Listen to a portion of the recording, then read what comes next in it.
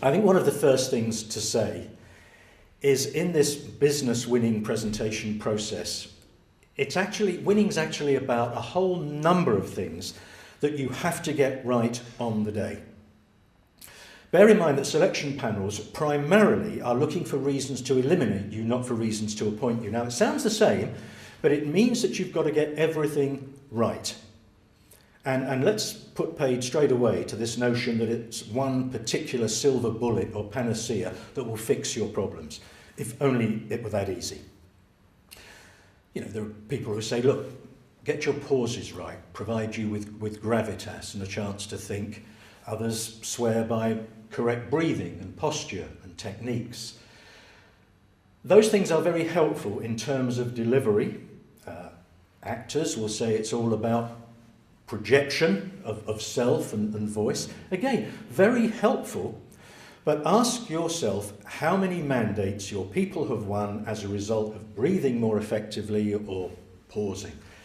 Helpful. The point here is that it's about a whole range of things that you have to get right.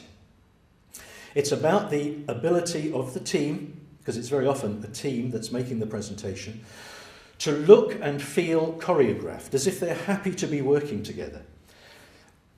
The ability to send out all these intangible qualities that people are looking for. Confidence, chemistry, trust, the ability to articulate your vision and your propositions with clarity and, where appropriate, with some wit and humour. How long are you going to speak? If you're bringing the big hitter into the team, what's the big hitter's role? Why is he or she there? What should be the relationship between the spoken presentation and your written material? Many, many things other than pure physical delivery. The tactics on the day, the strategy prior to the presentation. All of these things matter. And that's why we are passionate believers in this holistic approach. Because if you get it all right, you're going to be streets ahead of your competitors. Secondly, and something you can do quite quickly, is bear in mind that 40% of new business wins come from teams who've gone on first. So if you can, get in that pole position.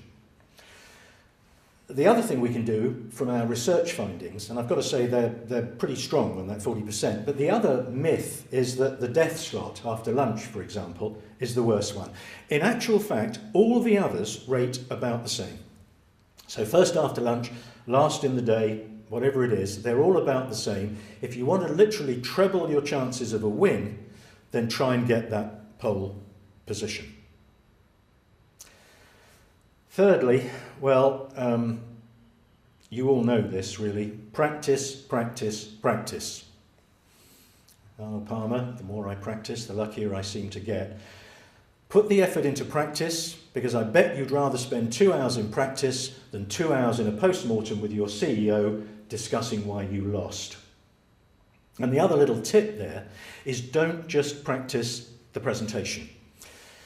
So many times we hear teams say, look, Nigel, don't worry about the Q&A. We know our stuff and we're going to be fine.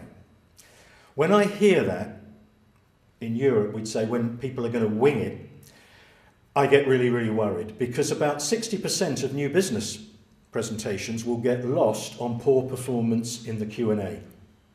So make sure that you manage that process, particularly with the management techniques of Q&A that we can give you here, again, based on how your clients want that run. And if you get all those things together, you are going to be streets ahead of your competition. That's enough for today.